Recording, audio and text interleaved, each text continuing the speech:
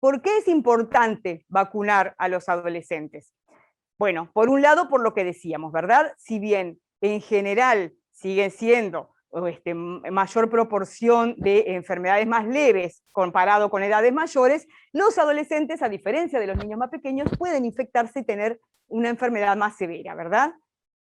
Por otro lado, tenemos que tener en cuenta lo que hablábamos del desplazamiento, y fíjense, estos son los datos, algunos datos a la izquierda, ustedes pueden apreciar lo que ha sido la comunicación de cómo evolucionaron los grupos, la carga de enfermedad, o sea, de casos detectados de COVID en los distintos grupos etarios, y cómo pasó de 0,6 por ciento a 9,7% los menores de 15 años, y el grupo de 15 y 29 de 6 a 24,8%, y a la derecha tienen las comunicaciones que ha hecho el Ministerio de nuestro país en los reportes epidemiológicos, y cómo fue pasando también la incidencia acumulada desde mayo del año pasado hasta mayo de este año, la diferencia enorme que hay en cuanto a lo que ha sido el número de casos. Básicamente, actualmente se reporta del total de infecciones detectadas, el 13,4% corresponden a menores de 15 años. Otra cosa que tenemos que tener en cuenta cuando decidimos vacunar a los adolescentes es la capacidad que tienen ellos de contagiar. La dinámica de transmisión a estas edades muestran que los adolescentes, por distintas razones comportamentales básicamente, son similares a los adultos jóvenes, pueden contagiarse ellos y contagiar en la comunidad, con diferentes comunicaciones de qué tanto pueden contagiar, pero que ha llegado a demostrarse que hasta más o menos un 40-50% de tasa de ataque secundario. O sea, ¿qué quiere decir esto? Que si un adolescente tiene la infección, tiene hasta un 40% o 50% de posibilidad de transmitirla a otra persona, ¿verdad? Esa transmisión aumenta con la edad. Y por otra parte, cuando planteamos cuáles son los objetivos de la vacunación adolescente, tenemos que tener en cuenta, por un lado, su protección individual, por esto que decíamos, porque ellos pueden tener enfermedad de diferente gama de severidad, y entonces es importante que ellos protegerlos para que no se enfermen, pero a su vez también para que si los protegemos y no se enferman, no contagien, y también para permitir mitigar el impacto social que COVID ha tenido a todas las edades, pero en particular en los adolescentes. Ya sabemos todo lo que ha sido la interrupción de sus procesos educativos, de sus vínculos sociales, de su actividad deportiva, y por tanto el protegerlos a ellos también va a permitir avanzar paulatinamente, eso es importante también considerarlo, paulatinamente a lo que pueden ser retomar algunas actividades de estas, ¿verdad? A su vez, esto va a permitir que disminuya la transmisión en la comunidad, favorecer la protección colectiva y por tanto alcanzar más rápido la inmunidad de rebaño. Como decíamos, la vacuna destinada a los adolescentes es por el momento la que se ha aprobado por parte de la FDA y por parte de la Agencia Europea del Medicamento, ha sido la vacuna de Pfizer. Hay muchas vacunas en estudio, con edades menores incluso, pero por el momento la que ha sido aprobada ha sido esta, y por tanto es la que en nuestro país comenzamos a aplicar. Esto no quiere decir que no se siga investigando, ¿verdad? Pero hasta el momento ha sido así.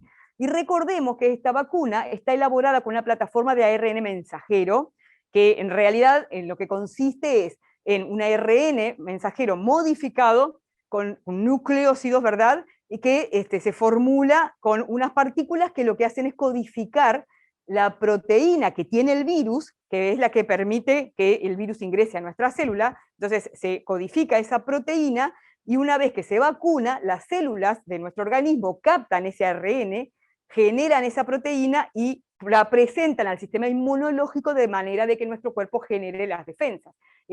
Recordemos que no ingresa al núcleo celular, y por lo tanto no es que se nos integre a nuestro genoma como tanto se ha comentado o tanto miedo había, ¿verdad? Eso es importante recalcarlo.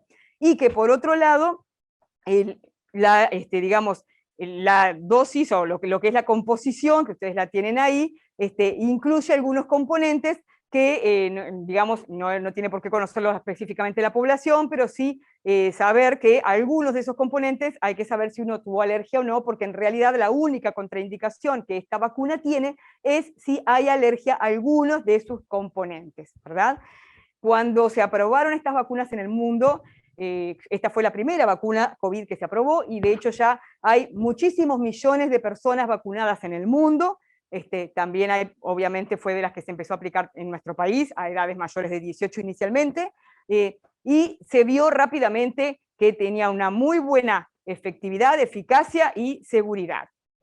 Y recordemos que cuando medimos seguridad, tenemos varias maneras de analizarla, básicamente a través de lo que son los efectos adversos, o sea, qué pasa con las personas en una primera instancia cuando se van llevando a cabo los ensayos clínicos, se compara qué les pasa a las personas que se vacunan versus las que no se vacunan, y luego, una vez que se empiezan a aplicar en la población, se sigue muy de cerca qué es lo que le pasa a las personas que se van vacunando. Básicamente, de toda esa vigilancia que se ha seguido muy estrictamente, como casi nunca con otras vacunas, realmente esta es cuerpo a cuerpo, que se les va siguiendo la seguridad y que además se comunica y todos nos enteramos en el mundo si le pasó algo a alguien. Entonces, de toda esa vigilancia ha surgido que los efectos adversos que puede dar son comunes y son leves y totalmente reversibles, y básicamente los vinculados al dolor en el sitio de inyección, o fatiga, o algún poco de dolor de cabeza, algo de fiebre, y que en general revierte rápidamente. Repetimos, la única contraindicación para esta vacuna es tener una alergia a uno de los componentes de la vacuna o haber tenido una alergia a una vacuna anterior. Cuando vayamos, ahora vamos a señalarlo más, pero desde ya tengamos en cuenta que las personas que son alérgicas, incluso que hayan tenido una reacción alérgica grave, pero que no es una alergia a un componente de la vacuna, pueden vacunarse sin ningún problema, simplemente como precaución es que está esa famosa vigilancia de los 30 minutos que hay que quedarse en el vacunatorio luego de aplicarse la vacuna, pero de ninguna manera contraindica la vacuna. Ese es un concepto importante. Simplemente acá tienen algunos datos de cómo efectivamente estas vacunas demostraron servir para evitar la infección, la enfermedad sintomática, la hospitalización, la enfermedad severa en altas proporciones, y también demostró la vacuna de Pfizer reducir la transmisión a través de varios estudios, se viene demostrando, simplemente este es un ejemplo, y esto tiene mucho que ver entonces con la importancia de poder aplicársela a adolescentes y también disminuir la transmisión en ellos, ¿verdad?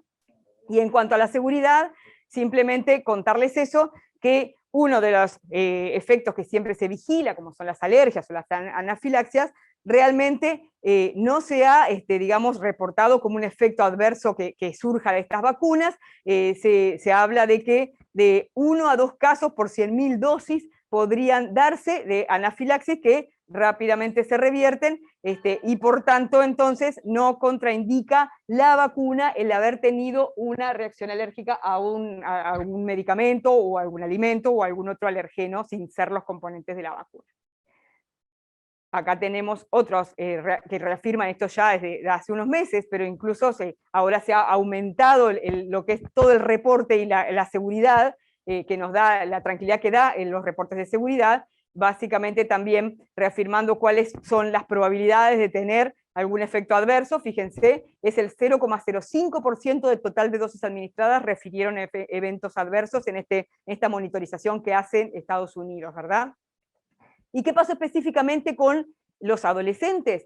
¿Por qué fue que se demostró que podían ser vacunas seguras, eficaces? Bueno, a través de ensayos clínicos con adolescentes en Estados Unidos, como ustedes pueden ver ahí, se demostró que efectivamente se evitaba la enfermedad, evitaba en una alta proporción, al 95% de eficacia, evitaba también la transmisión, evitaba sobre todo además casos graves y fatales. Por tanto, es una vacuna que se considera eficaz, ¿verdad? Como era esperable, por otra parte, porque habitualmente los adolescentes son un grupo etario que responde a las vacunas.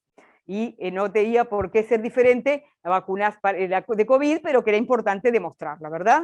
Estos son algunos de los países que habían empezado también antes que nosotros a aplicar la vacuna. El primero fue Estados Unidos, pero rápidamente la Unión Europea la aprobó y la empezaron a usar, y Chile la aprobó recientemente también. Con respecto a la capacidad de generar anticuerpos, que es lo que llamamos la inmunogenicidad, se vio que efectivamente los adolescentes tenían la misma capacidad de generar, digamos, anticuerpos que ya se había demostrado en los mayores de 16 años, y la eficacia, como decíamos, fue realmente bien elevada y muy, digamos, demostrada tanto para todas estas situaciones que decíamos, para evitar la hospitalización, para evitar la muerte, para evitar la infección, ¿verdad? O sea que estos son, digamos, todos los estudios que soportan la decisión de la autorización de aplicar esta vacuna a estas edades. Simplemente no los quiero sobrecargar, pero acá tienen entonces las evidencias con las diferentes mediciones que se han hecho de eficacia y de seguridad también. Ahora, cuando hablamos de seguridad, es importante que podamos detectar si hay, entonces, como les decía, efectos adversos, no solo a partir de los ensayos clínicos, previamente a su autorización de aplicación masiva, sino también cuando se empiezan a aplicar en la población.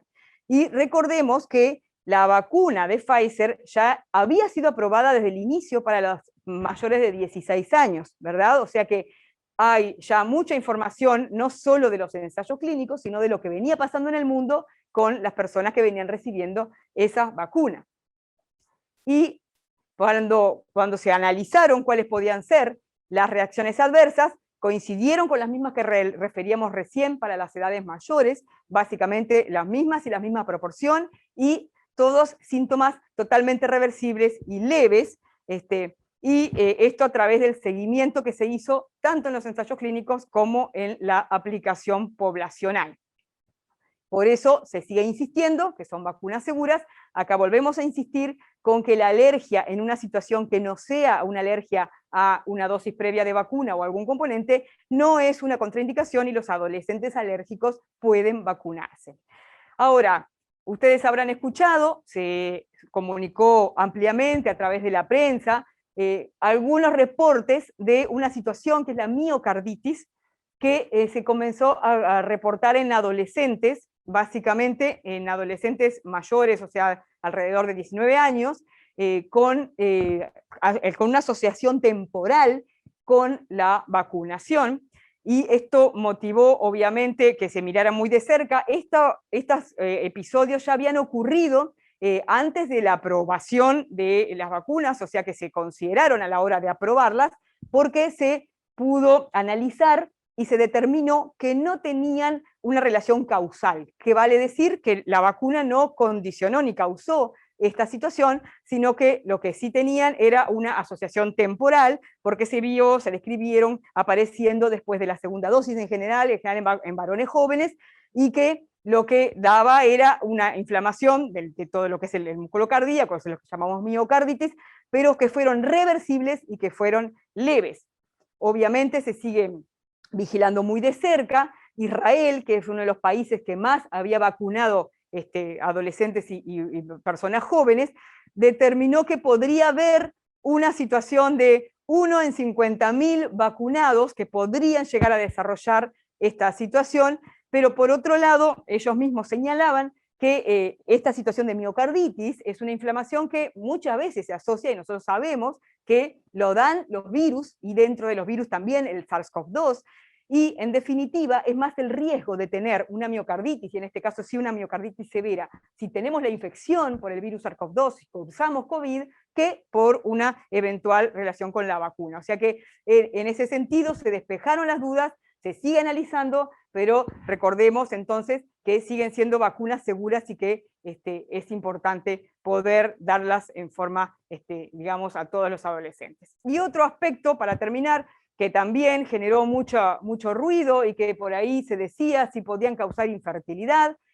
Bueno, esto surgió de alguna teoría equivocada de que esa proteína que codificaba de la espina podía ser similar a una proteína de la placenta, y que entonces en ese sentido podía interferir con lo que era la fertilidad, y eso fue bien demostrado por científicos en varios lugares del mundo que no es así, y por el contrario, cursar SARS-CoV-2, cursar COVID, puede, y sobre todo en varones, impactar en la fertilidad. Esto ha sido comunicado ampliamente también.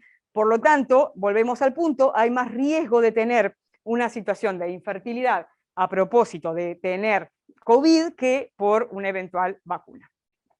Estas son algunas de las otras vacunas que vienen siendo estudiadas para adolescentes y para niños. Ustedes habrán escuchado también que Sinovac, Coronavac de Sinovac fue aprobada en China para uso de niños entre 3 a 17 años de edad, pero estos son los resultados de un ensayo de fase 1 y 2, recién está empezando el ensayo de fase 3, por lo tanto, por el momento, sigue siendo la vacuna Pfizer la única aprobada, digamos, oficialmente en el mundo. Recordemos que, en especial los adolescentes, que se dan habitualmente otras vacunas, al igual que recomendamos a los adultos, tienen que dejar pasar, se pueden dar en forma simultánea, pero para vigilar mejor los efectos de las vacunas, recomendamos dejar pasar 7 días entre la vacunación regular, por ejemplo, con la vacuna de la triple bacteriana o con la de HPV, de la vacuna COVID, ¿verdad? Y que en esto de que es importante que vigilemos todos posibles efectos adversos, así como los médicos y personal de salud en general tenemos que notificar, las personas, los mismos adolescentes, pueden, a través de la aplicación, a través de teléfonos o la manera que les parezca más cómoda, poder reportar si les ha pasado alguna situación luego de la vacunación, y así conoceremos entre todos mejor cuál es la situación. Para terminar, recordemos que cuando hablemos de por qué puede funcionar una vacuna, cuáles son los condicionantes del éxito, esto va a depender de muchas cosas, ¿verdad? Por supuesto va a depender de las propiedades de la vacuna en cuanto a capacidad de ser efectiva, de ser segura, de generar una buena respuesta inmunitaria, pero también va a depender de muchas otras cosas y sobre todo de que realmente la población acepte y adhiere a la vacunación. Y esto ha pasado históricamente con lo que son los programas de vacunas. Las vacunas han sido muy efectivas en controlar enfermedades, en eliminar enfermedades, en hacer desaparecer enfermedades, y entonces la población se va olvidando prácticamente de qué pasaba con esas enfermedades. Así nos pasó con la enfermedad, con la polio, por ejemplo. Pocos se acuerdan de lo devastadora que era la polio, porque ahora no tenemos polio.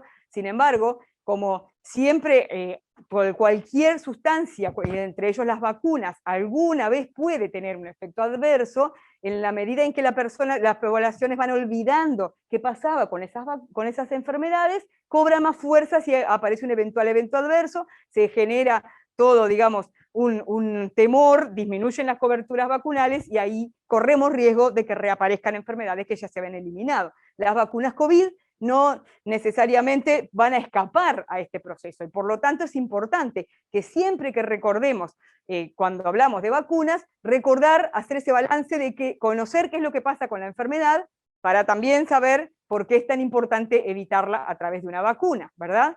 Entonces, para terminar, recordemos cómo es que se presenta COVID en los adolescentes, por qué fue importante ampliar la vacuna a adolescentes en el marco de la estrategia de vacunación en Uruguay contra COVID. Recordemos que es una vacuna ya aprobada por organismos internacionales, que es la de Pfizer-BioNTech, que es la que estamos dando en Uruguay, con altos niveles de eficacia, con un muy buen perfil de seguridad, que se reportaron esos casos que comentábamos de miocarditis, pero que se determinó que tenía una asociación temporal y no causal, y por lo tanto hay que recordar que pese a que se sigue muy estrechamente en la vigilancia, siempre va a ser mayor el beneficio de la vacunación que un eventual riesgo de un efecto adverso, y que es mucho más probable tener una situación adversa, incluyendo, por ejemplo, miocarditis, por COVID, por cursar la enfermedad, que por vacunarse. Nada más, y los voy a dejar con el doctor Galeana. Muchas gracias.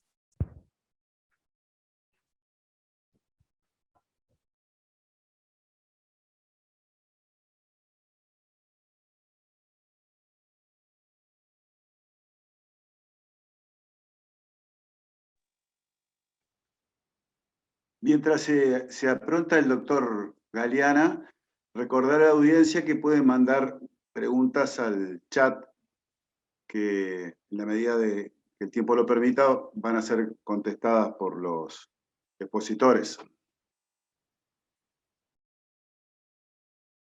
¿Está bien? Bueno, muy buenas noches. Un gusto, la verdad, para mí, un placer, y agradezco a las autoridades de MP para permitirme participar en esta actividad. Me parece muy interesante porque es un tema realmente que nos está moviendo a todos en la consulta y en la actividad pediátrica y en todos lados. Creo que es un tema central el que estamos teniendo. Y yo diría que voy empezando una frase recientemente tomada del 10 de junio, ahora dicha por Carissa Etienne, que es la directora de la OPS, donde dice, en toda la región, específicamente refiriéndose a América, este año ha sido el peor que el anterior. Y esto es un tema realmente importante porque lo que ha quedado claro en este año 2021 es que lo que razonábamos, lo que pensábamos, lo que dudábamos el año pasado ha ido modificándose con el paso del tiempo, porque la situación realmente es absolutamente dramática. Y esto ha pasado en Uruguay, habrá mil interpretaciones de por qué pasa o por qué no debió haber pasado o, cómo, o por qué pasó, pero no es un problema de Uruguay, es un problema de toda Latinoamérica, es un problema también que ha habido en todo el mundo y que es un problema que no está resuelto. Entonces, cuando a veces se nos ha planteado lo que uno había dicho en junio del año 2020 y lo que decimos en junio del año 2021, es necesariamente diferente, porque necesariamente tenemos que adecuarnos a la realidad. Y la realidad que tenemos hoy, lamentablemente, no es la misma realidad que tuvimos hace un año. Entonces tenemos que adecuar las conductas porque hay que modificar para que las cosas cambien. Haciendo un breve resumen de la historia de lo que son las vacunas, estas más o menos desde 1796 aproximadamente, Jenner es el que detecta en Inglaterra que algunas personas, las mujeres que trabajaban con animales, con vacas y que ordeñaban vacas, no adquirían la enfermedad de viruela. La enfermedad de viruela mató muchos millones de personas, más de 300 millones de personas. Y un individuo logra detectar que por qué ciertas personas no se infectaban, no morían y otras personas sí les pasaba eso. Y detectó que las vacas tenían una enfermedad que era muy parecida a la viruela humana, que era una especie de virus similar, pero que causa una enfermedad en las vacas, una mastitis en las vacas, y esas señoras se lastimaban sus manos, se infectaban con ese virus, y a partir de allí después no tenían la infección aún estando expuestas a personas con viruela. La brillantez de Jenner fue decir, acá hay algo que puede hacer que detengamos la enfermedad, y empezó a hacer sus pruebas y fue lo que el origen de alguna manera histórico de la vacunación fue por la vacuna, porque se trataba de la palabra vacuna vinculado a las vacas que trataban estas señoras y que no tenían la enfermedad. Después pasa el tiempo, Pasteur salva la vida de un niño de 9 años mordido con un perro con rabia. La rabia históricamente mataba a las personas y logró modificar un virus inactivándolo por sucesivos pasajes en cultivos virales, y de esa manera mantenía lo que es la antigenicidad, o sea, la capacidad de generar anticuerpos, pero no generaba la enfermedad. En 1980, ya estamos más cerca, se logran modificaciones históricas en la producción de vacunas con las células que producen proteínas bacterianas, y con eso se estimula, se utilizan como antígenos, y después aparecen las técnicas de ARN mensajero que hoy están tan habladas, que se plantearon en el 2008 para otro tipo de tratamientos, específicamente para tratamientos oncológicos, y hoy esas plataformas de trabajo se están usando para vacunas, y eso realmente ha sido impresionante, la calidad que ha generado de nuevas vacunas en el año 2021. La polio, como hoy decía Mónica, era una enfermedad que nosotros teníamos acá en el Uruguay. Teníamos en el Uruguay en 1955, 58, hasta 60, teníamos mucha gente muerta por polio, y se hubo que crear un hospital que fue el Hospital Filtro para atender a las personas con polio. Afectaba a los niños, a los adultos. Yo lo recuerdo porque yo tenía amigos en el barrio que habían tenido polio y caminaban con unas dificultades espantosas por haber tenido la polio. Esa polio desapareció, y no desapareció por arte de magia, no se desapareció porque de algún momento, por alguna razón mística, desapareció la enfermedad. Desapareció porque se generó una vacuna, y esa vacuna paulatinamente fue haciendo descender los casos, y hoy prácticamente no existe. Si hoy miramos, las vacunas han hecho desaparecer la poliomielitis, prácticamente desapareció el sarampión, la rubiola, el tétanos neonatal, la difteria, la tos convulsa ha disminuido, no ha desaparecido, pero ha disminuido, o sea, realmente las vacunas han modificado y han permitido que las personas vivan más tiempo. Eso es gracias a las vacunas. Pero, lógicamente, así como salieron las vacunas, también salieron los antivacunas. Y acá vemos, mientras Jenner inyecta a una señora en el brazo pensando en la vacuna, la gente de los grupos que pensaban en las antivacunas decían que después, a partir del brazo, les iba a salir una vaca o un toro por la boca o por el brazo, porque decía el efecto wonderful de la nueva inoculación, el gran efecto, qué maravilloso, miren lo que les va a dar si se dan la vacuna. Bueno, hoy estamos vivos en general porque hemos recibido todas estas vacunas. Como hoy un poco comentaba Mónica Pujadas, hay varias formas, se puede debilitar o alterar un virus y eso se inyecta y eso genera un anticuerpo, se puede sacar una proteína, una parte del virus, se inyecta y eso genera los anticuerpos, la respuesta inmunitaria, se puede modificar un virus, agregarle el gen de una proteína para que se produzca esa proteína en el cuerpo y también de esa manera se produce una respuesta inmunitaria, o quizás la más sofisticada de todas las técnicas es la del ARN mensajero, quizás es la más impresionante porque no se inyecta el antígeno, el cuerpo nuestro produce específicamente el propio antígeno, pero es algo que se lo produce prácticamente directamente en el sitio donde se inocula, o sea, el ARN mensajero que se inyecta no circula en el cuerpo, se inactiva muy rápidamente, ese es el gran problema que ha tenido esta vacuna, y prácticamente solamente producen la molécula de proteína que después va a actuar como antígeno, la produce en el sitio de la inyección, en el músculo donde recibe la inyección. Es una vacuna que con poca cantidad de inyección se logra una muy buena respuesta de generación de antígenos y eso genera una excelente respuesta inmunológica y una muy específica respuesta inmunológica, y eso es la brillantez quizás que hoy tiene esta vacuna de ácido ribonucleico, de ácido ribonucleico mensajero. Es quizás lo que podemos decir, lo que destaca al siglo XXI y lo que destaca como avance científico en vacunas la llegada de esta maldita pandemia.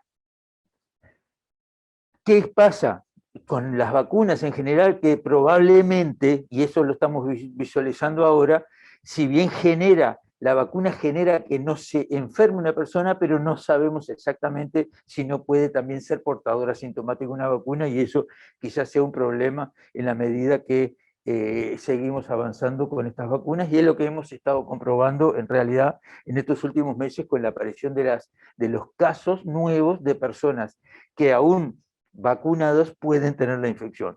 Las vacunas nunca fueron 100%, las vacunas siempre son 50, 60, 70, 90. Cuando la OPS-OMS promueven la vacunación, pretenden que por lo menos se llegue a 50%, y hay vacunas que han llegado a 60 y han sido buenas, y otras que han llegado a 90 y 95% y son muy buenas.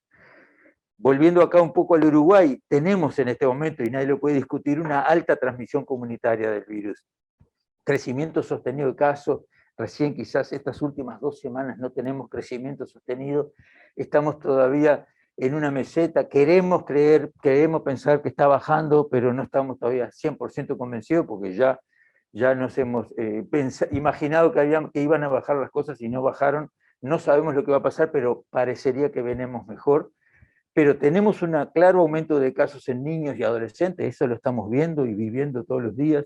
Un aumento claro de casos en las embarazadas, también lo estamos viviendo, es todo consecuencia de la elevadísima circulación viral. Tenemos casos graves en niños y adolescentes, tenemos muertes en embarazadas, y eso lo estamos viendo todos los días en los diarios, y lo estamos sufriendo personalmente porque tenemos casos graves, tenemos casos en CTI, tenemos casos en niños graves, y eso es algo que realmente nos preocupa. De manera que, consecuencia de eso, la vacunación se transforma en una especie de urgencia en salud pública y hay que extremar los esfuerzos para lograr tener una vacunación lo más completa posible. Persisten dificultades, lo hemos dicho siempre, no todas las evaluaciones de las vacunas han sido claros, pero no vamos a ir a las dificultades porque sabemos que las vacunas están funcionando bien y las dificultades no están vinculadas con daño generado con las vacunas, están pensadas, o sea, cuando hablamos de dificultades que persisten con las vacunas, estamos diciendo que no todos los trabajos evaluaron en forma profunda todos los grupos de edad diferentes. Y eso es un tema que hay que aclarar y que hay que separar lo que es el pensamiento científico de lo que es el pensamiento normal y el razonamiento normal que tenemos que tener cuando hablamos de las vacunas. No, ahí tenemos que pasar a la vida real, de lo que es la vida científica, lo que es la vida real.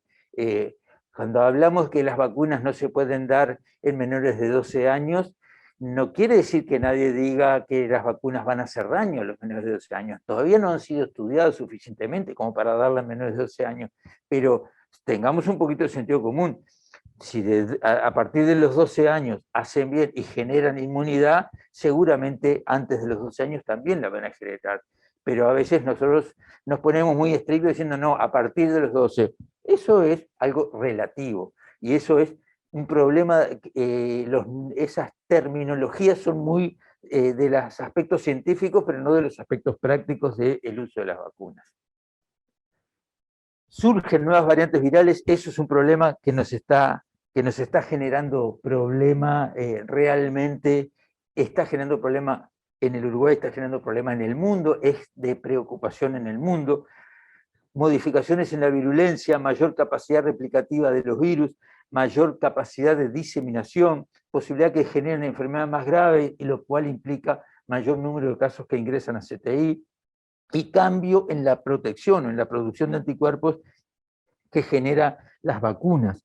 Eso también es un problema, o sea, si el antígeno por el cual nosotros logramos una vacuna que genera anticuerpos, que destruya ese antígeno, si ese antígeno se modifica, puede haber una disminución en la capacidad del anticuerpo que se produce en destruir, en pegarse a ese antígeno para la destrucción. Y eso es un problema porque eso genera lo que llamamos una especie de fenómeno de escape, entre comillas, o sea, que los cambios en los antígenos de los nuevos virus, de las nuevas variantes, generan que no todos los anticuerpos puedan pegarse al antígeno, al virus, con la misma fuerza. Un punto siempre a recordar, de todos modos, que cuando tenemos una inmunización, no solamente generamos anticuerpos e inmunoglobulinas que circulan y que se pueden medir. Eso es una parte de la historia. La parte quizás más importante de la vacuna es que generamos células de respuesta. Si se inyecta una sustancia que genera anticuerpos, también se está automáticamente generando una inmunidad que se llama celular, que son células que son capaces de, en un momento posterior en la vida, si se vuelven a enfrentar con esa sustancia, generar anticuerpos. De manera que la cantidad de anticuerpos puede ser importante, pero es una forma muy parcial de evaluar si tengo o no tengo inmunidad para un agente. Lo más importante es la inmunidad celular y eso no se mide con los test de la gota de sangre del dedo para ver si tengo anticuerpos, o no se mide con los test cuando voy al laboratorio y me sacan sangre y me dicen que tengo 8, 10 o 13.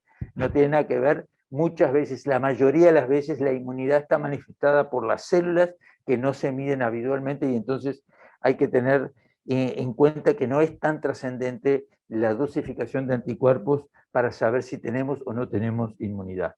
Y puede dar, sobre todo, falsos negativos, o sea, que me dé que no tengo anticuerpos y yo en realidad tengo anticuerpos. Eso es lo más común que ocurre cuando solamente medimos la inmunidad mediada, evaluada por la cantidad de inmunoglobulinas que hay en la sangre.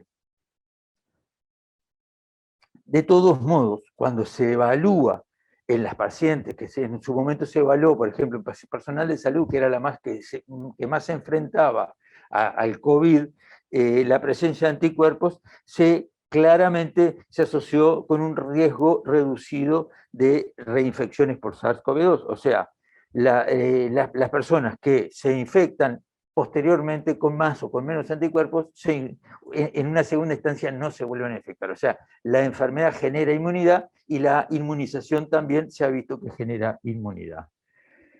El tema de las variantes, que es un tema que sí es un verdadero dolor de cabeza, acá está dibujado en cada uno de estos cuadros, por lo menos acá hay 9 variantes con colores distintos, y cómo en cada país, en cada lugar, han ido surgiendo a lo largo del tiempo diferentes predominios de diferentes variantes. Y entonces, eso es un verdadero problema porque puede generar problemas. Este es el inicio del problema. Esta infección por SARS-CoV-2 hasta ahora viene demostrando una permanente capacidad de mutación y de modificación de su estructura, de manera que el problema de las variantes lo tenemos prácticamente desde el inicio de la epidemia. Al poco tiempo del inicio de la epidemia en Wuhan, la cepa, a los 2 meses aproximadamente, la cepa ya había mutado y ya no era la misma de Wuhan la que se diseminó en el resto de Europa. Y hoy en día siguen surgiendo nuevas variantes. Eso es algo que tenemos que tener presente. Estas son las variantes de presente que ya, la cantidad de variaciones que hemos tenido de mutantes de SARS-CoV-2, y las más importantes quizá han sido la B117, que surgió en el Reino Unido, la de Sudáfrica, B1351, la de Brasil, que es la que más estragos ha hecho en Uruguay, que es la conocida como P1, aparece en octubre a diciembre en Brasil y se disemina, y ahora tenemos una nueva mala noticia, que es la variante Delta o B1617, que es la que ha predominado en India y que también podría asociarse a mayor escape de anticuerpos, o sea, mayor dificultad para que los anticuerpos generados por la enfermedad anterior o por la propia vacunación logren inactivar al virus. Esto de la variante Delta es interesante. Ustedes ven, esto es lo que ha salido últimamente, muy recientemente, y ustedes tienen acá la India, que es el sitio donde más se ha detectado esta variante y cómo ha ido variando. La mala noticia es que en Latinoamérica, que acá aparece solamente como gris, ya están apareciendo algunos casos de la variante 1617 o Delta o variante de la India, y eso podría ingresar. Esta cepa se ha asociado con mayor virulencia, posibilidad de escape de los anticuerpos generados y síntomas más severos, se ha asociado con mucho más síntomas gastrointestinales, dolores musculares, vómitos, diarrea, y incluso ha generado que en el Reino Unido, ojo, si vemos en el mapa, Reino Unido es una zona que tiene de los lugares donde más se ha detectado esta cepa, ha generado planteos de disminuir ese descenso de medidas restrictivas, o sea, se estaban planteando, estamos muy bien vacunados, vamos descendiendo las medidas restrictivas, y Boris Johnson está planteando, no vamos a poder seguir tomando estas medidas porque se nos viene la cepa india, y esta cepa de la India o Delta está generando problemas en el mundo. ¿A qué voy con esto? No, esto no va a terminar con la Delta, o no va a terminar como no terminó con la P1 hace unos meses. Esto es una dinámica propia del agente viral del SARS-CoV-2, que tiene esta capacidad de ir mutando, y las posibilidades que sigan apareciendo nuevos mutantes es lamentablemente una realidad con la cual tenemos que adecuar nuestras conductas. O sea, no nos guste o no nos guste, tenemos que ir modificando lo que tenemos que hacer, porque las variantes existen y continúan. Entonces, ¿qué implica esto a los efectos de las vacunas? Esto, acá estoy agregando como la última variante, la 617, vacunas para estas variantes. Se nos plantean diferentes opciones: cambiar la vacuna o ver qué pasa con las vacunas actuales en relación a las variantes y cómo se van comportando. Consecuencias de las variantes: que se pueden propagar más rápido, que pueden causar enfermedad más grave, que pueden evadir la detección mediante las pruebas diagnósticas virales específicas. Yo le hago, si cambia mucho el test que yo hago, el hisopado clásico, si cambia mucho no me lo va a detectar, lo cual también es un peligro, porque voy a informar como negativo una persona que después tenía una variante que además podía ser más grave, podía ser más severa y de mayor diseminación. disminuir la susceptibilidad a los agentes terapéuticos como los anticuerpos monoclonales. Los anticuerpos monoclonales es la producción en el laboratorio de anticuerpos con animales o con lo que sea, o en laboratorio porque son específicamente monoclonales, pero si cambia el antígeno, el anticuerpo que yo produce no se pegotea a ese virus y entonces me genera una enfermedad, no me genera la respuesta que yo espero que me genere. Y el gran tema que siempre genera, el gran problema que tenemos los médicos es que tengan capacidad de evadir la inmunidad natural o la inmunidad inducida por las vacunas. Ese es un gran tema. Recordemos cómo se genera una variante con respecto a resistente a los anticuerpos. Cuando un virus se reproduce en una forma extremadamente rápida, hay mucha cantidad de virus y se generan cada millones de virus que se replican, se generan algunas variantes. Esas variantes, si no hay nadie que las detenga, son muy pocas en relación a la gran masa y no hay un cambio, no surgen espontáneamente si uno no hace nada con respecto a la capacidad de destruir a ese virus. Si nosotros tenemos una respuesta inmunitaria muy fuerte, damos una buena vacuna o el individuo tuvo la enfermedad y tiene mucha cantidad de anticuerpos, el virus no va a poder reproducirse y de alguna manera no va a generarse nuevas mutantes. Eso es un punto central. Una muy buena respuesta inmunitaria genera muy baja capacidad de producir variantes. Si nosotros hacemos una respuesta inmunitaria, generamos una respuesta inmunitaria muy débil, si el individuo no tiene respuesta inmunitaria al virus, prácticamente, por más que se generen mutantes, va a predominar el que no es mutante, entonces no va a haber cambios, el virus va a sobrevivir, no va a haber modificación. Pero lo grave es cuando hay una respuesta inmunitaria media, que es un poquito de anticuerpos, que seleccione sobre esos millones de virus, la mayoría se van inactivando y solo van sobreviviendo algunos de esos virus que tienen capacidad de responder. No es una muy buena respuesta inmunitaria porque si no los mataba a todos rápidamente y no había formación de nuevos mutantes, sino que se liquidan la mitad, pero la otra mitad progresan y con el paso del tiempo los que resisten al anticuerpo son los que empiezan a reproducirse con más capacidad y ahí sí se generan las grandes cantidades de virus mutantes que son los que se empiezan después a diseminar y esas son las que generan problemas. Es una especie de presión selectiva ideal y eso es una especie de caldo de cultivo para que las mutantes de las cepas virales sobrevivan. ¿Y qué quiere decir esto? Esto es un punto central. La respuesta inmunitaria que tenemos que tener debe ser la mejor posible. Con una muy buena respuesta inmunitaria, la posibilidad de generar nuevas mutantes va achicándose.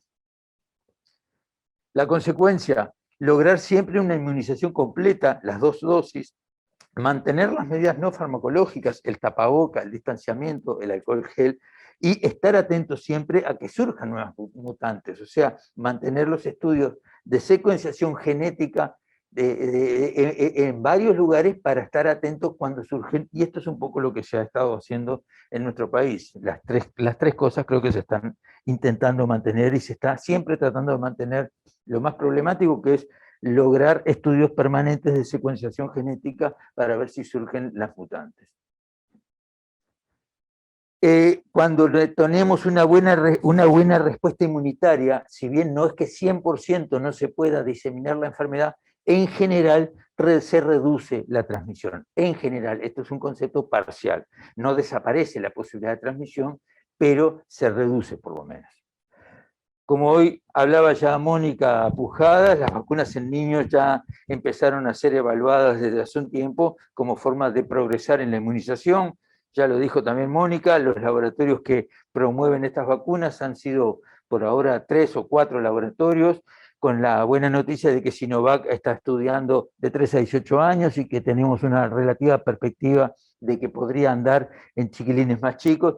No es que yo pienso que todas van a poder andar, no creo que vayamos a tener problemas con ninguna de ellas porque nunca estás inyectando virus vivo.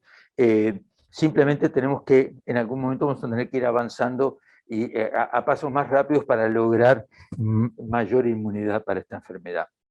Como decíamos hoy también, en niños y adolescentes. Los niños son como imanes cuando están cerca unos de otros, por eso necesitamos las vacunas, decía una revista Science, los chiquilines se juntan y son imanes, se pegotean las manos, se saludan, se dan besos o no se dan besos, se saludan siempre, es muy difícil, y las posibilidades de enfermedad severa siempre se mantienen.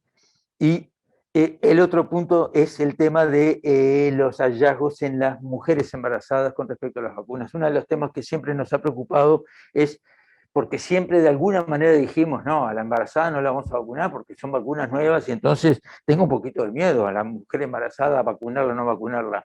Bueno, las cosas cambian. Lo que pasaba hace un año no es lo que pasa hoy. Si hoy tenemos varias muertes de mujeres jóvenes embarazadas, tenemos que modificar un poco el esquema porque las cosas no están marchando bien.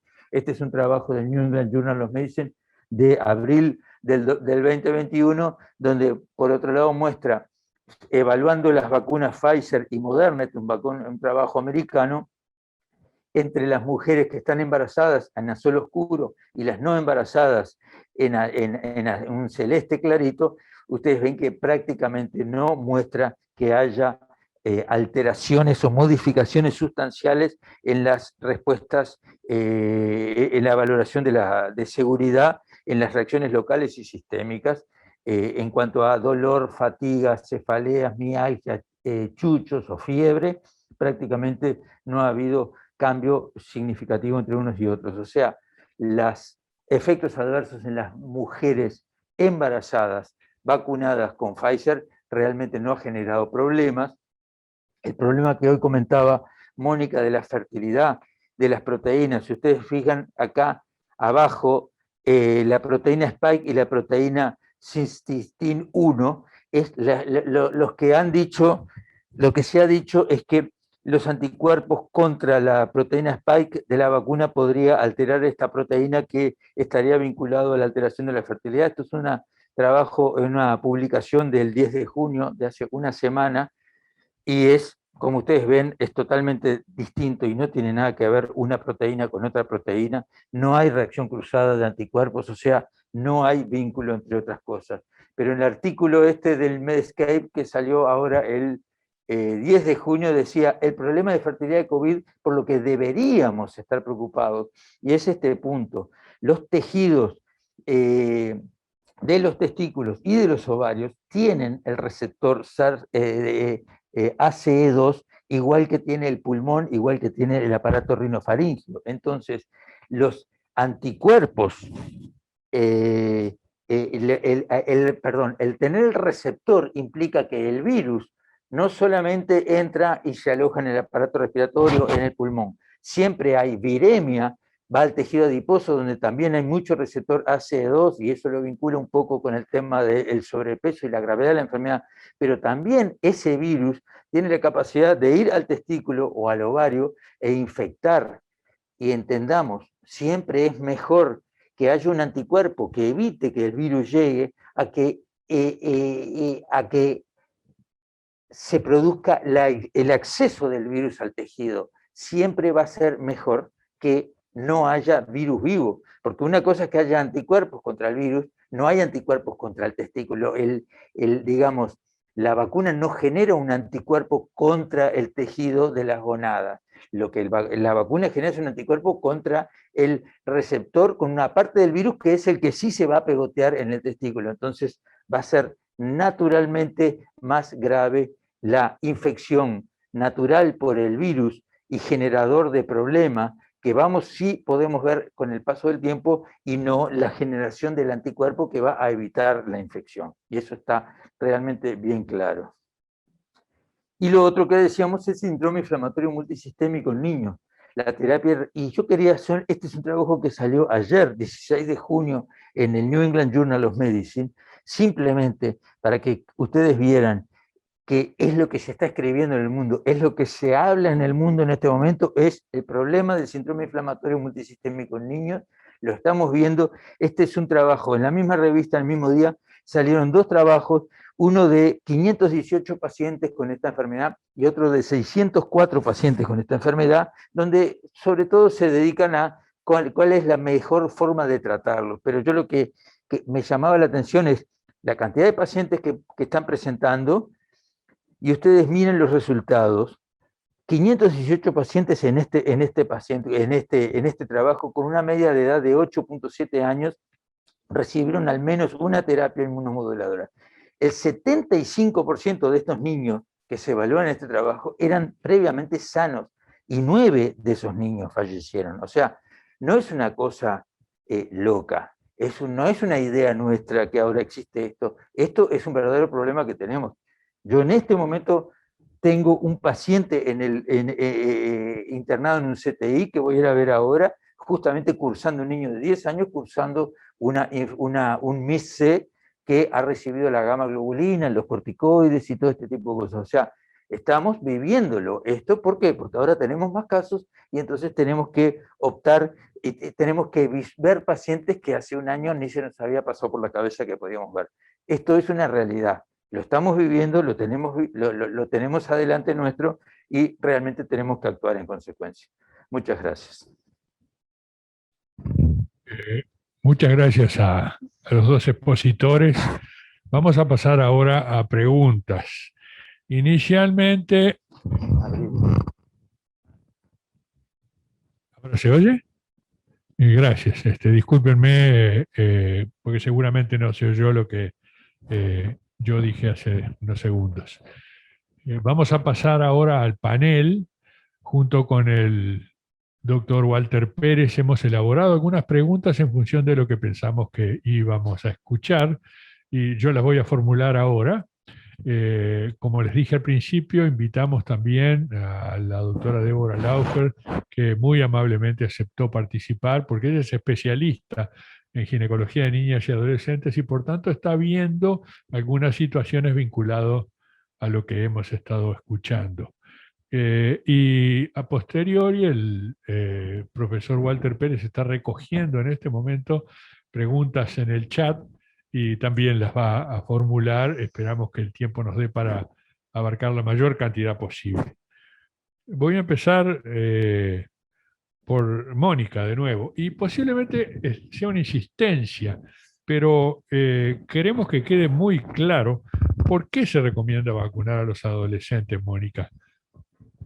Bueno, muchas gracias por permitirnos aclararlo nuevamente. Por un lado, insistimos en la necesidad de su protección individual, por esto que señalábamos y que reafirmaba el doctor Galeana, de que se pueden presentar enfermedades graves en los adolescentes, y también porque ellos se contagian con más facilidad y contagian la enfermedad en la comunidad. Por otra parte, el protegerlos en forma individual a ellos va a contribuir a que puedan empezar de a poco a avanzar hacia lo que es la recuperación de su actividad social, de su proceso educativo, de sus actividades deportivas, de forma segura, y a su vez, por esto de que ellos pueden contagiar en la comunidad, el hecho de prevenir la infección en ellos y que por tanto no la diseminen en la comunidad, va a contribuir también a lo que es la inmunidad colectiva, la protección de toda la población, la protección en sus familias, pero también la protección en la comunidad. Y recordemos que, como decíamos, la dinámica de transmisión de los adolescentes es diferente a la de los niños chicos, es igual a la de los adultos jóvenes y es de amplia diseminación. Entonces, por todas esas razones, y porque además ya contamos con vacunas seguras y eficaces, es que se promovió la vacunación en estos grupos etarios en el marco de la campaña contra COVID de toda la población, ¿verdad? O sea, básicamente con los mismos objetivos a su vez de la campaña global para reducir mortalidad, morbilidad y el impacto socioeconómico que trae COVID. Gracias, Mónica. Y ahora le voy a pedir a Álvaro que también insista en algo que fue dicho, pero insistiendo pensamos que le va a quedar más claro a quienes nos hacen el favor, el gusto de que estén escuchando. Álvaro, ¿por qué antes se decía que no se requiere vacunar a niños y ahora se dice que sí? Ya lo explicaste y sin embargo queremos reafirmarlo. La situación, la realidad ha cambiado, y con el paso del tiempo hemos vivido una inoculación de vacunas anti-COVID en unas cifras extremadamente elevadas, millonarias, y no hemos visto que genere daños la vacunación. Siempre que hay una vacuna nueva, La última población en evaluarse son los niños. Se evaluó, hoy decíamos, se evaluó en poblaciones de determinados grupos etarios, no se evaluaba de repente a los mayores de 75, 80 años, porque estábamos iniciando el plan de vacuna, tampoco se evaluaban a los niños, pero paulatinamente se fue viendo que genera muy buena respuesta inmune y genera muy baja nivel de efectos adversos. Cuando al principio pensamos en esas vacunas, decíamos vacunas nuevas, en una enfermedad que parece afectar solamente a los adultos mayores, no parece necesario, lógicamente, pero hoy la realidad es otra. El mundo entero tiene muchos niños fallecidos por COVID. Entonces debemos modificar nuestro chip en la cabeza de que ese concepto que teníamos en junio del año pasado, la verdad no lo podemos mantener al día de hoy.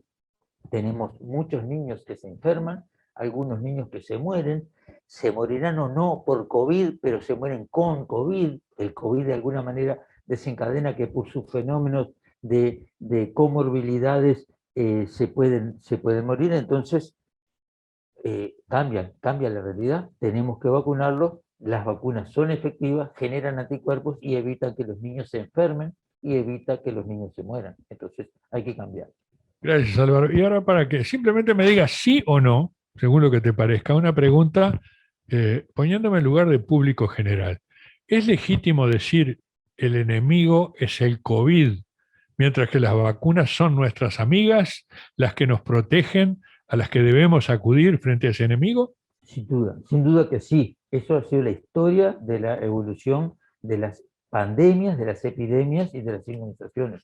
Lo que salva, lo que saca de las pandemias al mundo han sido las vacunas. Gracias, Álvaro. Afortunadamente yo ya estoy vacunado, toda mi familia también, si no saldría corriendo a vacunarme. Discúlpame, pero hay una nueva pregunta que está muy vinculada con esto y que te la quiero formular.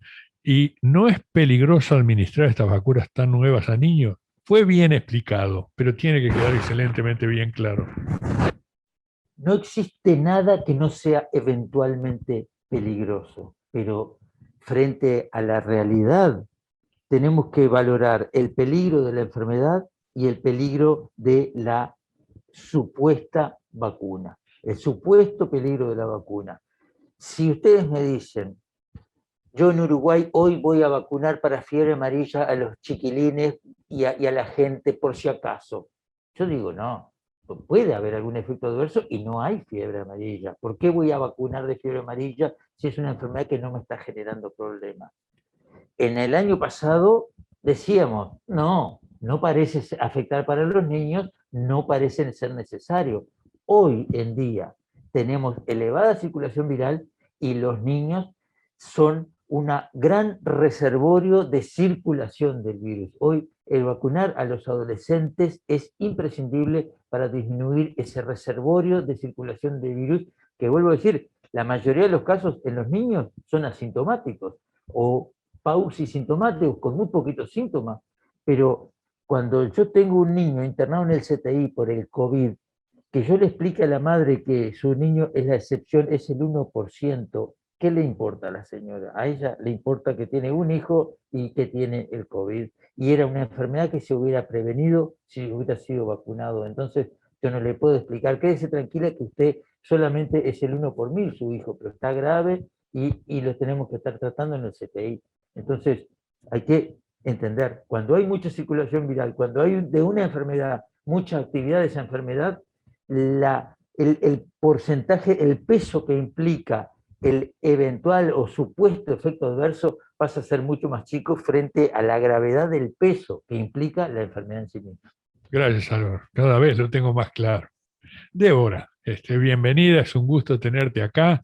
En tu práctica ginecológica estoy seguro de que recibiste consultas relacionadas con la vacunación COVID. Tuve muchos adolescentes y quisiera saber si se plantean dudas sobre posible consecuencia sobre el desarrollo de las adolescentes. Si se vacunan hoy una adolescente pequeña, ¿qué puede pasarle a lo largo de los años que le quedan por desarrollarse? Bien, buenas noches. En primer lugar, agradecerles, para mí es un honor realmente estar acá con todos ustedes, a las autoridades de MP, al doctor Jerez, a los coordinadores de la actividad, el profesor Ponce, el profesor Walter Pérez. Y bueno, realmente voy a referirme a aspectos desde mi especialidad, como dijeron que soy ginecóloga y me especializo en niñas y adolescentes.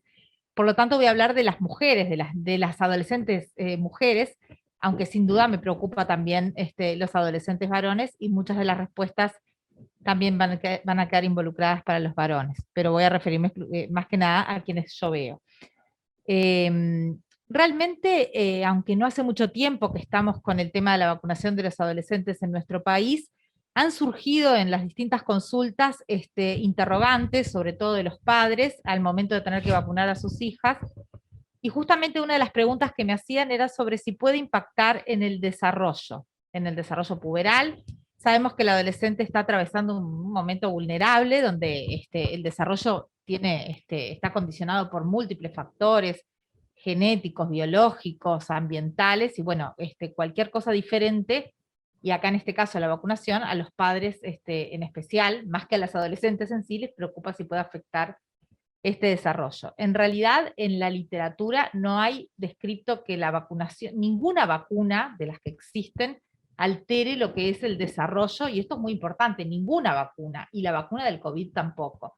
Y como han comentado los colegas que me antecedieron, hay realmente muchos adolescentes ya vacunados en otras partes del mundo. En ciertos aspectos nosotros tenemos, entre comillas, las ventajas que venimos un poco atrás en esta gran transmisión comunitaria y todo esto, y realmente tenemos la experiencia de otros países, de comunicaciones internacionales, y en ningún lado se ha visto que afecte lo que tiene que ver con el desarrollo puberal, o con el desarrollo de las adolescentes. Sin duda hay otras cosas que pueden alterar el desarrollo, y que están en las cosas que vemos todos los días.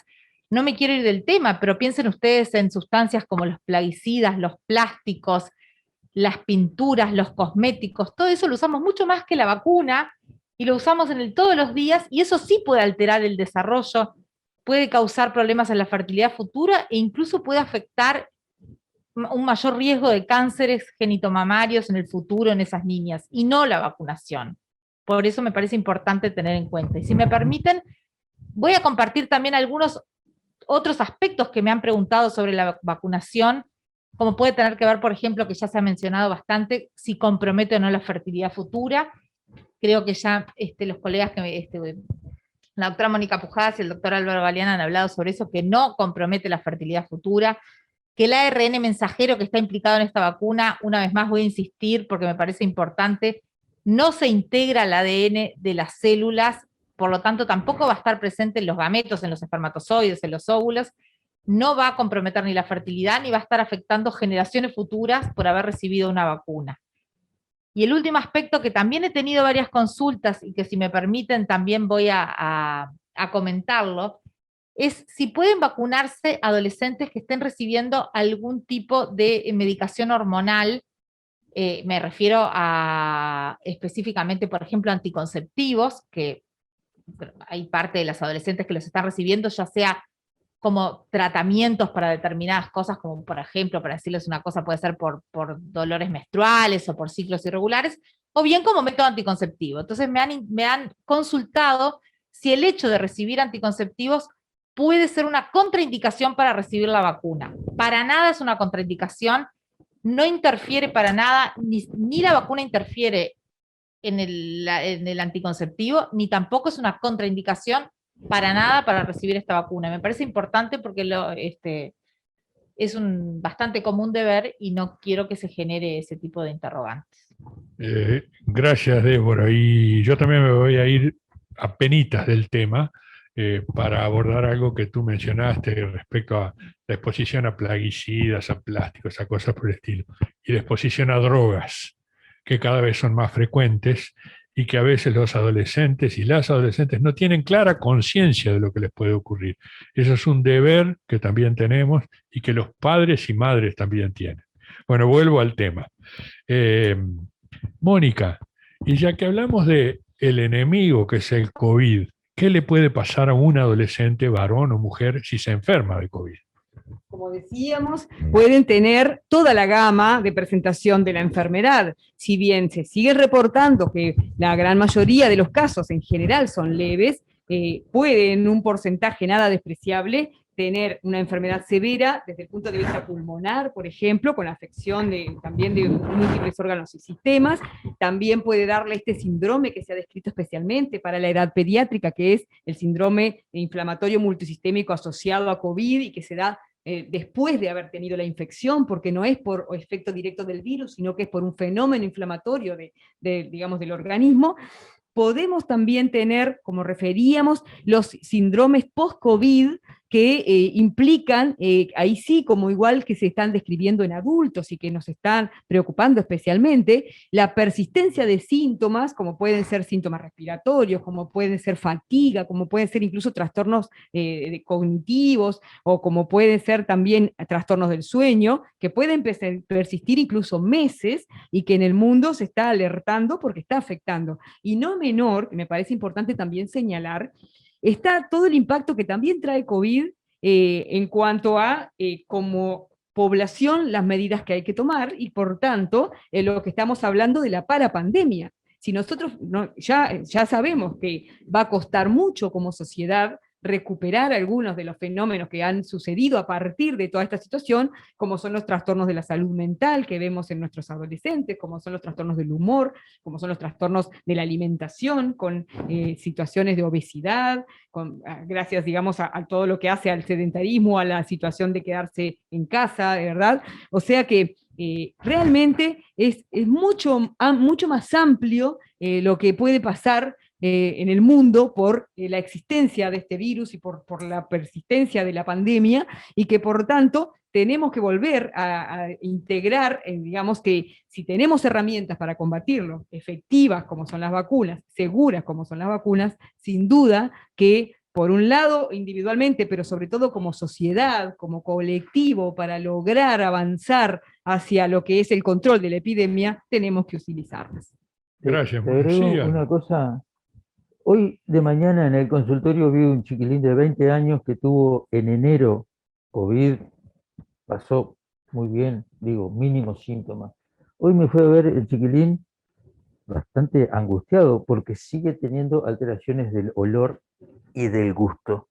Me dice, el olor de, no siento olor, no siento gusto en las comidas, no me dan ganas de comer. Ha tenido un problema de bajo de peso porque, claro, no es que él no se va a morir por esto, pero llevamos 6 meses de haber tenido la enfermedad y sigue teniendo dificultad con el olor y el gusto, en lo que nadie dice como, ay, mira, es manifestación por el COVID. Sin embargo, genera un problema social al chiquilín porque no siente el mismo, tomo cerveza y siento gusto de otra cosa, como si no fuera cerveza, como carne y es lo mismo que comer cualquier otra cosa. O sea, todo lo que implica desde el punto de vista nutricional y psicológico para un chiquilín de 19, 20 años, no, ni siquiera lo perdió, o sea, tiene distintos olores, siente distintos olores, pero es claramente post-COVID.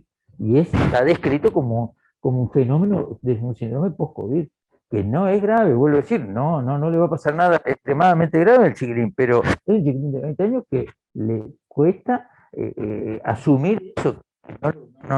En 6 meses no lo ha logrado resolver todavía. Sí, es un comentario atinado y muy importante. Débora, vuelvo a hacerte otra pregunta. Yo sé que el número de embarazadas adolescentes que tenemos en nuestro país no es excesivo, no es demasiado alto.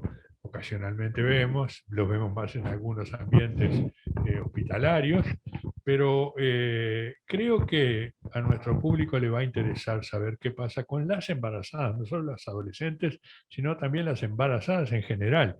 Entonces, ¿qué sabemos sobre la relación entre embarazos y vacunas y embarazos y enfermedad COVID?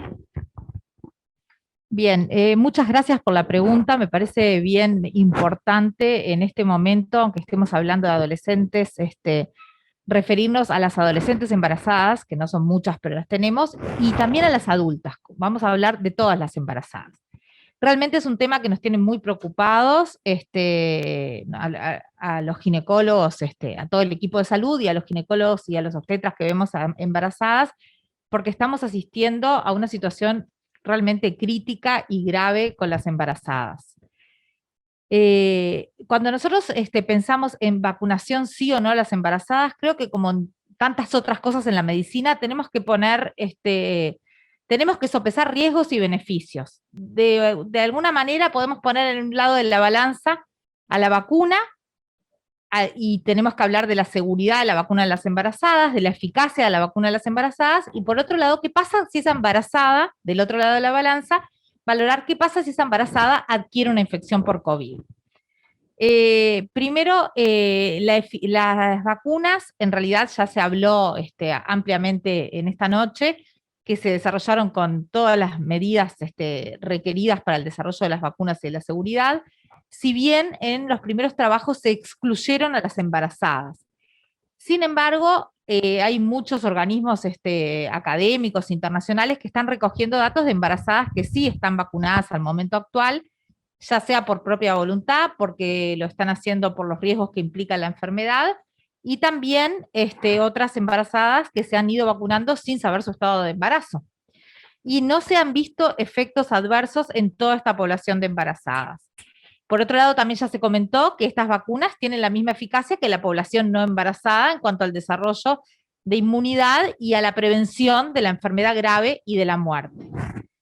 Pero, por otro lado, tenemos qué es lo que pasa cuando la embarazada se enferma de COVID. Y tenemos que saber que es un grupo de alto riesgo la embarazada, porque se ha visto que tiene mucho más riesgo de enfermar gravemente y de morir en comparación con una mujer de la misma edad que no está embarazada.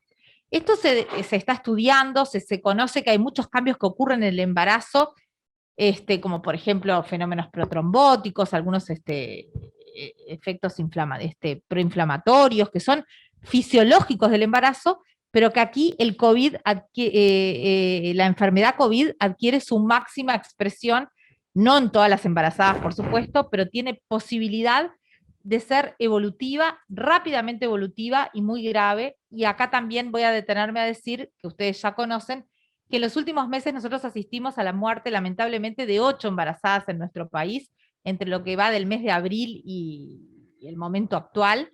Antes, el año pasado, como decía el doctor Álvaro Galeana, hemos asistido a un panorama diferente en todo aspecto y con las embarazadas también.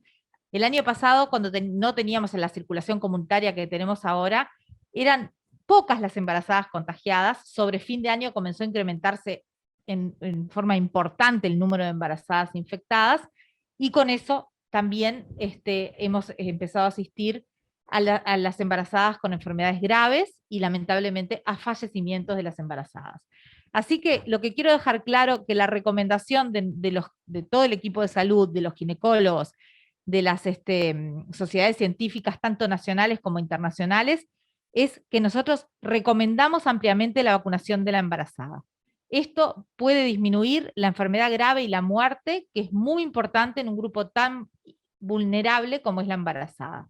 Y además de todo, hay que tener en cuenta en la enfermedad de la embarazada que tenemos que ver qué es lo que pasa con el feto también.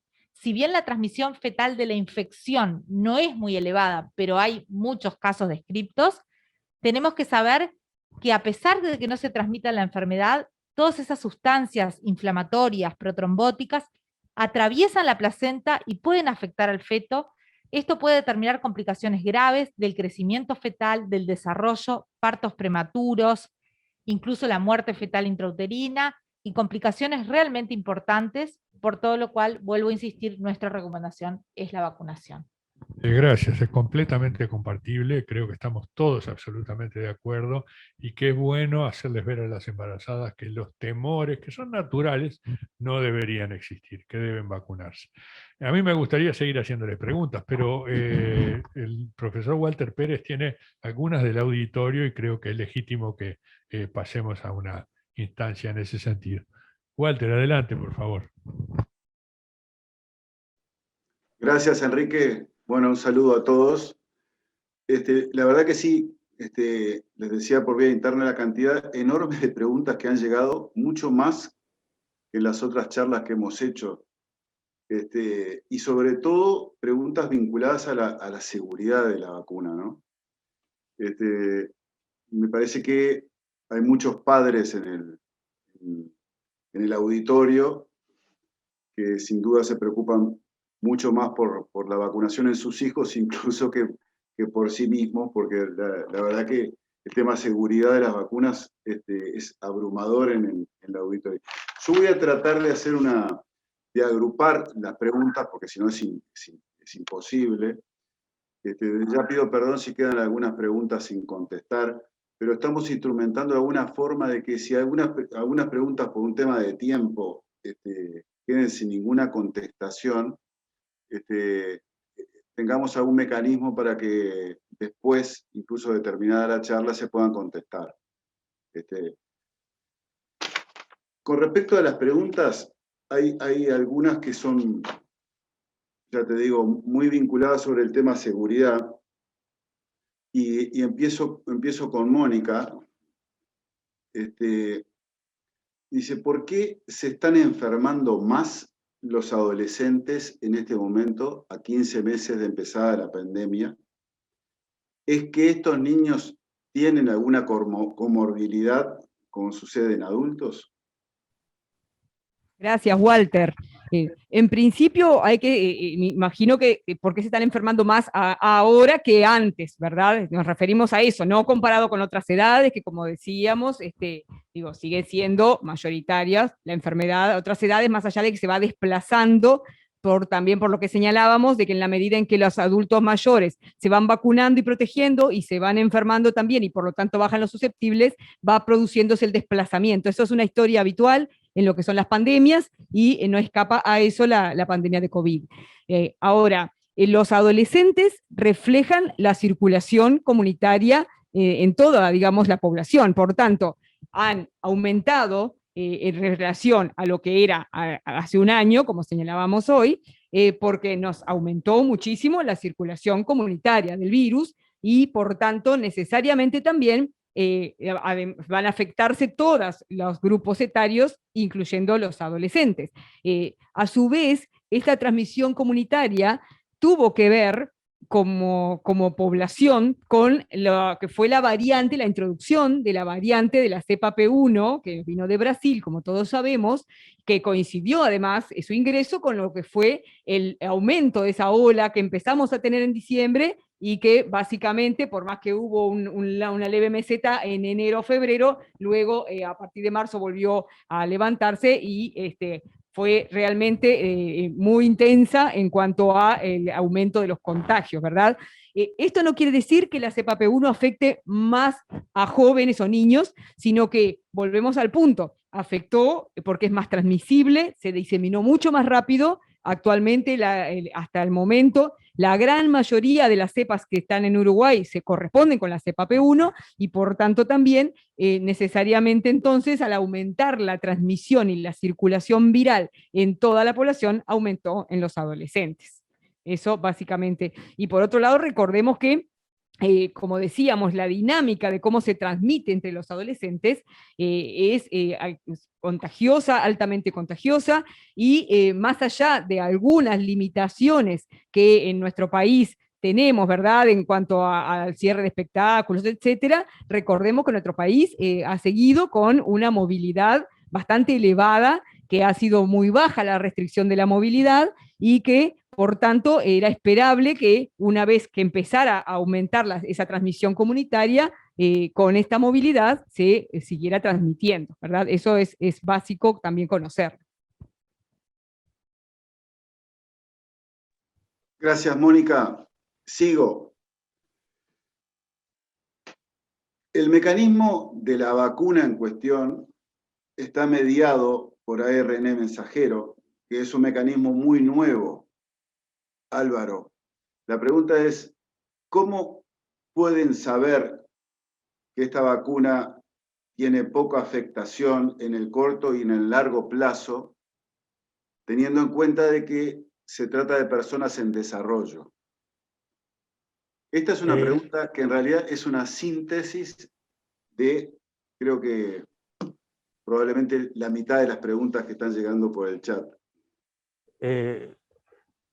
Gracias, Walter. El punto es, lo que es nuevo es que sea una vacuna por el mecanismo del ARN mensajero. el sistema ARN mensajero como uso para medicamentos ya se ha usado y se tiene más o menos unos 12, 13 años de uso. ¿Es así, Mónica? Algo así como 2008. Sí, 2008. 2008 que se está usando. De manera que el procedimiento en sí mismo, el uso de ARN mensajero no es que empezó en el 2020 o 2021.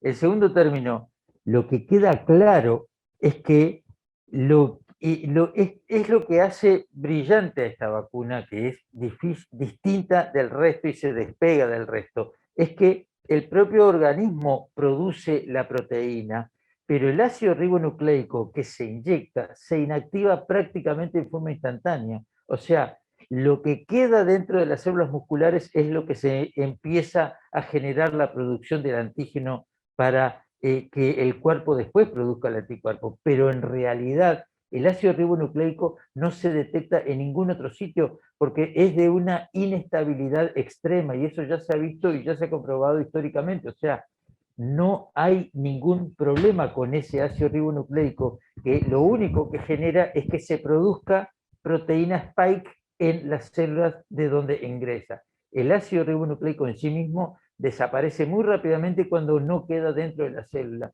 Y dentro de la célula no entra el núcleo, solamente queda en el citoplasma. O sea que ahí está la característica sofisticación que tiene esta vacuna.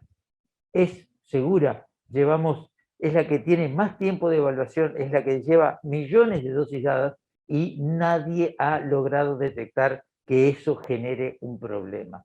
Y no será porque no se le busque problema, porque si algo se le ha hecho, es como la vacuna HPV, se ha buscado hasta el cansancio qué pata floja pueda tener y no se ha detectado, no se ha logrado encontrar una pata floja para esta vacuna.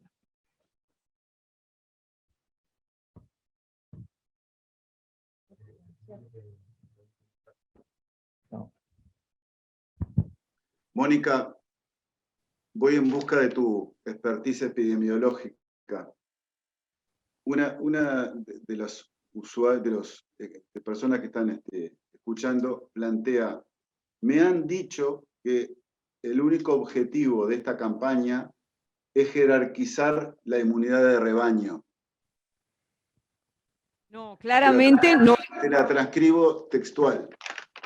Gracias. Claramente no es así. Se ha comunicado ampliamente, tanto desde las autoridades sanitarias como de todos los que trabajamos en el tema vacunas y las sociedades científicas, que los objetivos de esta campaña son muchos. Básicamente, globalmente, el reducir la mortalidad por COVID, el reducir la morbilidad por COVID, como los primeros objetivos, ¿verdad? Y a su vez, reducir el impacto o mitigar el impacto social y económico que trae COVID. Y como decíamos, específicamente en adolescentes, no es solo para contribuir a la inmunidad de rebaño, que sin duda cuanto más personas vacunadas haya, más rápido vamos a alcanzar, sino específicamente por todos estos daños que puede producir COVID en los adolescentes y que señalábamos. O sea, su propia protección es un objetivo fundamental, tanto para lo mismo que decíamos para los adultos, la reducción de la mortalidad, la reducción de la carga de enfermedad, la reducción de la transmisión también de la infección. Pero ese es un concepto que está muy bueno que tú me permitas jerarquizar, porque acá los objetivos de la vacuna COVID son varios y no es solo el alcanzar la inmunidad de rebaño. Esto es muy importante. Los adolescentes tienen el derecho a la protección con vacunas una vez que se han determinado que hay vacunas que son útiles, que son eficaces y que son seguras, el mismo derecho que todo el resto de la población en la que vienen siendo aprobadas las vacunas. Gracias, Mónica. Álvaro, te hago un par. La primera es, si bien plantea una persona, entiendo que son muy raros, que es muy rara la afectación del miocardio, la afectación cardíaca, me gustaría saber cuáles son los síntomas que tendría que estar atento como madre y cómo evolucionan los casos de miocarditis en el caso de que mi hijo sea afectado. Y después, otra pregunta, pero te la uno. Otra persona pregunta si todos los adolescentes o los niños y los adolescentes que han tenido COVID deberían ser evaluados por un cardiólogo. Y la otra pregunta que te la dejo acá, pero para seguir a continuación, es vacunación en niños con enfermedades autoinmunes. Bien, vayamos por el principio. La miocarditis o la afectación del músculo miocárdico vinculado al COVID se presenta porque el tejido miocárdico, el músculo cardíaco, tiene receptores ACE2 para el virus, ¿ok? Tiene receptores, de manera que uno de los sitios donde el virus actúa, hoy decíamos, localiza primero en el aparato respiratorio, pulmones, tejido adiposo, músculo cardíaco, así como puede afectar el tejido de las gonadas. El que haya receptor AC2 quiere decir que en la viremia vinculada a la infección, el virus circula en sangre y se localiza y puede lesionar y destruir. Lo más grave vinculado de la miocarditis con respecto a el virus es la miocarditis aguda en el adolescente que se infecta, tiene su COVID y empieza con trastornos del ritmo vinculados a su miocarditis. Eso, hasta hace unos días tuvimos un chiquilín de 13 años internado en el CTI del Pereira Rosell, que estuvo 3 semanas aproximadamente, se mantuvo internado. El chiquilín globalmente bien, pero tú mirabas al lado el electrocardiograma, el ritmo cardíaco, y daba miedo, porque al alterarse el miocardio, al alterarse la transmisión eléctrica dentro del corazón, se generan arritmias que son extremadamente graves y que puede asociarse, como en este chiquilín tenía lo que se llama una fibrilación auricular, alteraciones del ritmo que eran muy severas, en un chiquilín sano, 1,70 m, 13 años y jugador de fútbol. Nunca había tenido un problema del corazón, tuvo el COVID y tuvo posteriormente el trastorno. Se manifestó por alteraciones de, se empezó a sentir fatigado, cosas, molestias que no se quedaban muy claras. Cuando se evalúa, se le hace el electrocardiograma, que es algo que estamos haciendo más frecuentemente en los adolescentes con COVID, y aparecen esas alteraciones que motivó, anduvo bien, no hubo ningún otro problema, el chiquilín ya se fue del CTI, está todo en orden, pero durante 3 semanas no estuvo con el control que implicaba. Ese es el problema de la infección aguda con el SARS-CoV-2 que genera la miocarditis. Lo excepcional, lo raro, lo que se puede ver, pero es absolutamente excepcional, es que sin haber tenido el COVID, recibas la vacuna y los anticuerpos, por algún mecanismo que todavía no está claro, pueda afectar al músculo cardíaco. En ese caso han sido prácticamente mínimos, nunca se ha asociado con enfermedad grave ni con muertes, y es transitorio y retrocede en 1 o 2 semanas, pero nunca han llegado a ser de requerimiento de CTI por la vacuna. Sí ha sido Álvaro, de requerimiento de CTI por la infección. ¿la necesidad de control cardiológico luego de haber tenido COVID? No, en las grandes deportistas, o sobre todo en el siguiente mes después de haber tenido COVID, cuando han tenido un COVID sintomático, o sea que han tenido enfermedad febril, han estado enfermos, en algunos casos, sobre todo en los deportistas importantes, los chiquilines que juegan al fútbol, que están federados, que tienen mucha actividad, eventualmente se les hace un electrocardiograma, más raramente, o si surge alguna duda, un ecocardiograma, pero habitualmente no se les hace estudios a no ser que tengan síntomas. Los síntomas pueden ser fatiga, falta de aire, dificultad para mantener la actividad física, sabiendo que después de una enfermedad febril, sobre todo si han tenido una enfermedad febril, cualquiera de ellas, una gripe, una influenza, puede generar exactamente la misma situación. El COVID también la puede generar. En general no es mandatorio, no es obligatorio hacerlo, se puede hacer si el chiquilín ha manifestado algún síntoma. Muy claro. Vacunación en niños con enfermedades crónicas y especialmente enfermedades autoinmunes. Las enfermedades autoinmunes. Uno de los papás pregunta en particular por su hijo que tiene un síndrome de Down. El síndrome de Down es una enfermedad genética, un trastorno genético que puede asociarse con cierta inmunodeficiencia. Difícil de catalogar, no es una gran inmunodeficiencia, pero tiene cierta facilidad para cierto tipo de infecciones. pero tienen una buena respuesta inmunitaria. Lo que hay que hacer específicamente con los niños con síndrome de Down es vacunarlos para que tengan una buena respuesta inmunitaria. Eso está fuera de discusión. Deben ser vacunados, porque son eventualmente población de riesgo. Las enfermedades autoinmunes no tienen mucho que ver con el COVID. ¿Cuál es el problema? Los niños o los adolescentes o los adultos con enfermedades autoinmunes habitualmente reciben medicación anti-enfermedad autoinmune, o sea, reciben medicación que puede sí afectar más severa su inmunidad, su respuesta inmunitaria, y cualquiera de las vacunas de que estamos hablando, de las que hay en Uruguay o de las que hay en el mundo, nunca se inyectan virus SARS-CoV-2 vivos o atenuados, se inyectan antígenos de ese virus o mecanismos que produzcan antígenos.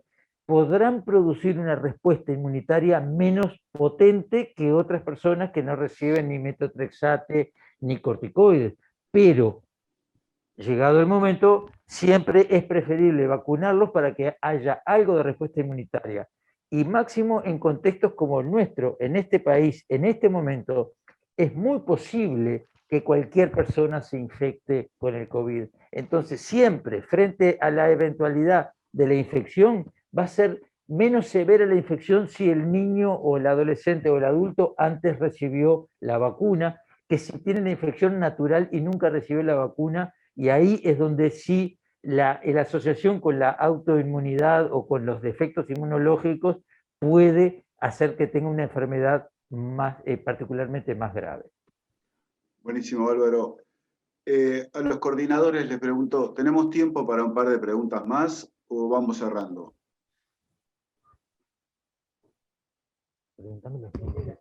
Media pregunta. Bien. Entonces echa la ley y echa la trampa, Enrique. Mónica, una pregunta con más de una pata. ¿Cuándo se piensa vacunar a los menores de 12 años? Esa respuesta... ¿Y cómo va, si se sabe, la vacunación en niños y adolescentes en el resto del mundo? Gracias, Walter. Serían como dos medias preguntas, cosa de no hacer trampa. En la primera, ¿cómo va la vacunación en los menores de 12 años? Es una respuesta que aún el mundo no tiene, porque al igual que se fue dando con este grupo etario, se va a... Sí. Me parece que me expliqué mal. La pregunta es, en Uruguay, sí, ¿cuándo se va a vacunar a los menores de 12 años, si se sabe? Y la otra media pregunta es, ¿qué pasa con la vacunación en adolescentes en otras partes del mundo? Sí, por eso, la primera pregunta es, la respuesta no se sabe, porque al igual que pasó con lo de los mayores de 12 años, lo que estamos haciendo desde Uruguay es seguir muy de cerca cuáles son las nuevas evidencias que va dando los resultados de esos ensayos clínicos que están haciendo algunas plataformas como Moderna, como mismo Pfizer, que también tiene estudios para menores de 12 años, o muchas otras, como por ejemplo Sinovac, que aprobó la fase 1 y fase 2 de un estudio para 3 años a 17 años, pero hasta el momento lo que hacemos es ir viendo qué es lo que pasa en el mundo, en la medida en que se apruebe, organismos como la FDA, por ejemplo, lo aprueben, o algunos organismos nacionales incluso lo aprueben con suficientes evidencias, se considerará la posibilidad de ampliar hacia abajo, digamos, que es altamente probable, por lo que señalaba hoy Galeana, ¿verdad?, de que es esperable que vacunas que están funcionando también para las edades mayores, en los niños, que habitualmente son buenos respondedores a las vacunas, son los que más se vacunan, digamos, ¿no?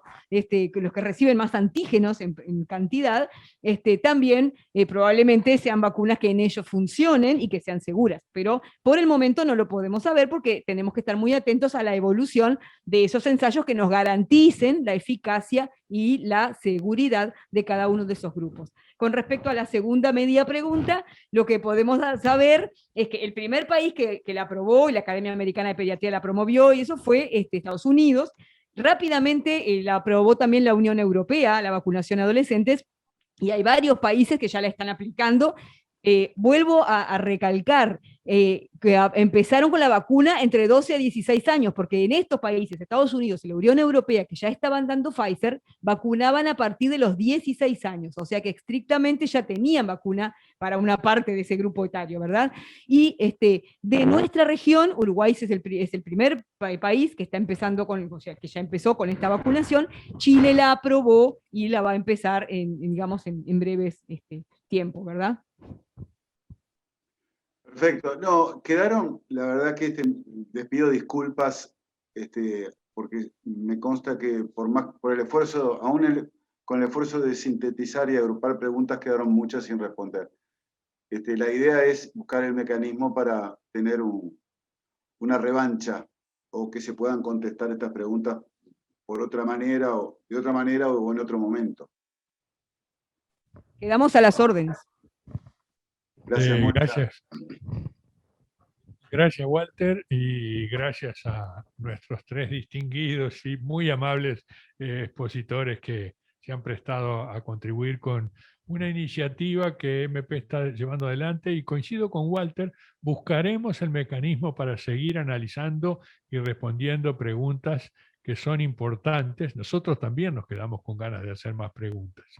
Este servicio que presta MP a la comunidad no es solamente a nuestros afiliados.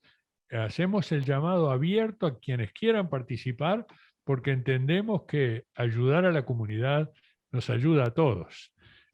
Voy a ser muy esquemático, enfatizando que es importantísimo vacunarse, que yo entiendo que haya miedos, que haya dudas, que haya temores, pero que en realidad todo lo que muestra la evidencia y todo lo que se está demostrando en la práctica es que tenemos un gran enemigo, que es el COVID, y tenemos afortunadamente desarrolladas de una forma muy rápida la forma de ayudar a la solución, que es con las vacunas. Por tanto, estimulamos a la gente a vacunarse y a confiar en los profesionales que están interesados en el mejor bien para cada individuo, cada persona y para la comunidad en general. Y simplemente para terminar, los niños y los adolescentes son el futuro. Por eso es que la intención de darle la mejor respuesta posible frente a la posibilidad de enfermar es algo que nos preocupa y a lo cual apuntamos. Queremos tener una niñez y una juventud sana que haga un Uruguay mejor en el futuro.